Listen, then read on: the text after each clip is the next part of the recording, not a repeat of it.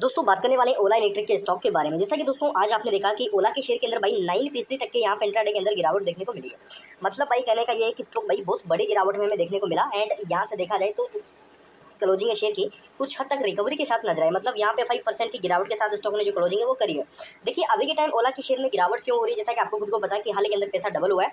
तो जब भी किसी शेयर में पैसा डबल होता है तो जब प्रॉफिट बुकिंग आती है तो उसमें भाई आपको पता है कि क्या होता है, गिरावट होती है। तो वही गिरावट अभी के टाइम चल रही है। इसको हम ये नहीं कह सकते कि अभी के टाइम कोई नेगेटिव अपडेट है, चाहे किसी नेगेटिव अनाउंसमेंट की वजह से ये गिर रहा है, ऐसा कुछ भी नहीं है। जिनका पैसा डबल हुआ वो अभी के टाइम शेयर से बाहर निकल रहे हैं, नई जो बाइंग है वो हमें देखने को मिल रही है। एंड यहाँ से इस वीडियो में टोटली अगर बताऊँ मैं तो हम देखने वाले हैं कि देखो कंपनी आने वाले यहाँ पे 1 से 1.5 साल के अंदर भाई अपना खुद का अगर बताऊं मैं तो बैटरी बनाने वाली है, खुद की ईवी की बैटरी यहाँ से कंपनी बनाएगी। अब इससे फर्क क्या पड़ेगा, कंपनी के ऑपरेटिंग प्रॉफिट मार्जिन यहाँ पे बढ़ने वाले हैं। मतलब कहने का ये है कि मान के चलो एक तो हम खुद ही मैन्युफैक्चरिंग करें, एक हम दूसरी कंपनियों से खरीदें तो वहाँ से लागत ज़्यादा आएगी। एंड खुद अगर मैन्युफैक्चरिंग करें तो उसकी लागत कम आएगी। तो इसको लेकर भाई कंपनी अभी के टाइम डिसीजन ले रही है। ब्रोकरेज से भी कई सारे अपडेट नजर आ रहे हैं। 2-3 बड़े ब्रोकरेज ने यहाँ पे अपने टारगेट दिए हैं कि ओला में भी के टाइम क्या हो सकता है, रिटेल इन्वेस्टर को क्या करना चाहिए, क्योंकि ज़्यादातर पैसा रिटेल का ही यहाँ पे बना है। म्यूचुअल फंड भी अभी के टाइम स्टॉक को कंटिन्यू बाई कर रहा है, क्योंकि म्यूचुअल फंड को आगे लगता है कि अच्छी चीज़ें होती हुई नजर आएगी। तो सारा डाटा हम इस वीडियो में क्लियर करेंगे। पहले देखते हैं कि आज स्टॉक में क्या क्या देखने को मिल रहा है। देखो दोस्तों आज हमने देखा कि 131.55 पे स्टॉक की क्लोजिंग रही है। मार्केट का कोई रोल नहीं है, क्योंकि जब मार्केट वोलेटिलिटी में था तब भी ये भाग रहा था। 20% के सर्किट तक हमें लगते हुए नजर आ रहे थे। अब जैसा कि आज आप देखोगे 139 तक के हाई लगते हुए नजर आए। बाकी के स्टॉक की वॉल्यूम की बात करूँ मैं, डे बाई डे जिस प्रकार कंसोलिडेट वाले पैटर्न बने चाहे वोलेटिलिटी आ रही है तो शेयर की जो वॉल्यूम है वो हमें गिरती हुई नजर आ रही है। आज अगर आप देखोगे तो 10 करोड़ 72 लाख की टोटल आज की वॉल्यूम नजर आई। मतलब अगर कहूँ मैं तो 1412 करोड़ का जो कारोबार है वो हमें देखने को मिला है। कंपनी का मार्केट कैप 60,000 करोड़ का जा चुका था, क्रॉस कर चुका था। वो अभी के टाइम 58,000 पे वापस से में आता हुआ नजर आ रहा है। वही स्टॉक की जो डिलीवरी है कोई ज़्यादा नहीं है ना ही कम है, एवरेज डिलीवरी अभी के टाइम हमें नजर आ रही है। हम ये नहीं कर सकते कि डिलीवरी के अकॉर्डिंग स्टॉक फिर से रॉकेट बनेगा। नॉर्मली देखा जाए तो 76,000 शेयर अभी के टाइम बाइंग ऑर्डर में देखने को मिल रहा है, जो कि कल के लिए पॉजिटिव अपडेट है यहाँ पे। मतलब कहीं तो डाटा है यहाँ से।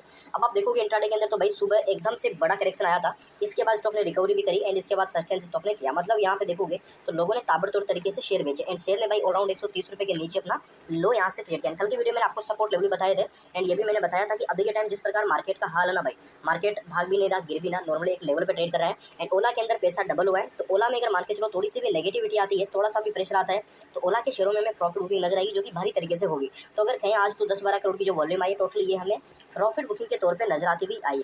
देखिए दोस्तों ओला इलेक्ट्रिक के शेयरों में आज 9% की गिरावट। निवेशक क्या कर सकते हैं, जैसा कि यहाँ पे ब्रोकरेज ने अपने टारगेट अपना व्यू यहाँ पे दिया है तो वो हम देखेंगे। इससे पहले हम डाटा समझ लेते हैं यहाँ से कि क्या चीज़ें नजर आ रही। देखिए शेयर गुरुवार के कारोबार में 8% गिरकर 125 रुपये 96 के आसपास हमें आज देखने को मिला। एंड 5.83% की गिरावट के साथ 130 रुपये के आसपास कारोबार करता हुआ देखने को मिला।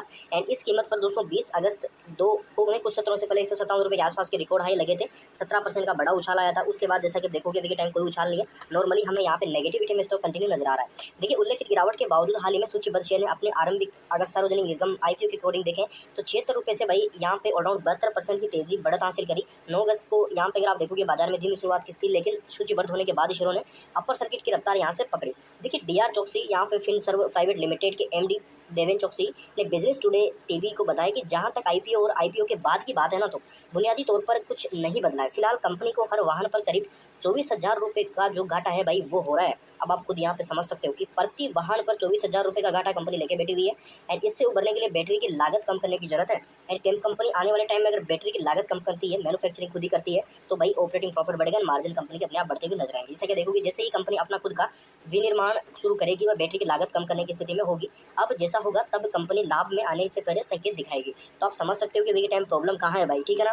देखिए बाजार विशेषज्ञ ने यह भी कहा है कि चाहे ये 2024-25 या 25-26 इसका उत्तर नहीं है अभी के टाइम। हो सकता है कि 25-26 में कहीं हमें 2026-27 की वित्तीय वर्ष के संकेत मिले जहां बैटरी की लागत में कमी आने की चांसेस हो एंड व्यवसायी पर लाभ कमाने के बड़े संकेत मिलते रहे।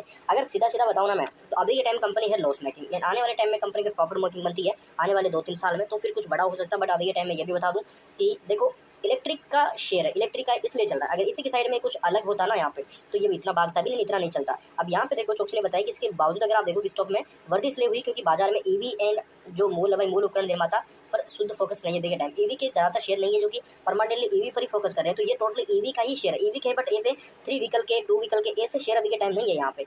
अब आप देखोगे लिस्टिंग के बाद काफी तेजी दिखाई दी भविष्य के कारोबारी मॉडल और लिथियम ऑयल बैटरी के परिवेश को देखते हुए ओला निवेशकों के लिए सकारात्मक दृष्टिकोण दे रही है, क्योंकि कंपनी 1 अप्रैल 2025 से विनिर्माण वाहनों के लिए अपनी खुद की फैक्ट्री बनाने जा रही है भाई। तो ये सबसे बड़ी खुशखबरी है एंड इससे कंपनी के मार्जिन पर अच्छा प्रभाव पड़ता हुआ नजर आएगा। उच्च कोटि की उच्च जोखिम लेने की क्षमता और लंबी अवधि के नजरिए से देखें तो ये एक बेजोड़ साबित हो सकता है। जिन लोगों की लिस्टिंग लाभ के लिए निवेश किया था वो भी टाइम प्रॉफिट बुकिंग कर सकते हैं। रेगुलर ब्रोकिंग का जो अध्यक्ष रवि सिंह वो क्या कह रहे हैं, तकनीकी रूप से शेयर पर भी अच्छा नहीं दिख रहा है और निकट फ्यूचर में भाई 110 रुपये के आसपास देखने को मिल सकता है। सिंह ने कहा कि निवेशकों को गिरावट पर खरीदारी करने का इंतजार करना चाहिए। अगर मान के चलो आपको 100 रुपये के पास अगर अगेन मिलता है तो अपॉर्चुनिटी बनेगी, बट अभी के टाइम जो ब्रोकरेज वो बोल रहा है कि 110 रुपये तक नीचे गिर सकता है यहाँ पे। तो ये चीज़ मैं एक ही चीज़ कहूँगा, मेरा खुद का पर्सनल व्यू यही रहेगा कि अगर पैसा डबल हो चुका तो लालच किस बात का। 150 से प्रॉफिट बुकिंग कर लेनी चाहिए जैसा कि मैंने बताया था। तो अभी के टाइम दो व्यू है, लॉन्ग टर्म शॉर्ट टर्म। अगर शॉर्ट टर्म के लिए बाई किया है तो मेरे हिसाब से आपको 120 रुपये के आसपास का सेल लगा लेना चाहिए एंड अगर आप वेट कर सकते हो तो फिर कोई दिक्कत नहीं, आप बने रह सकते हो। ठीक है, चैनल पर नए हो सब्सक्राइब जरूर कर लो, बेल आइकन के ऊपर ताकि कंटिन्यू अपडेट्स आपको मिलते रहे।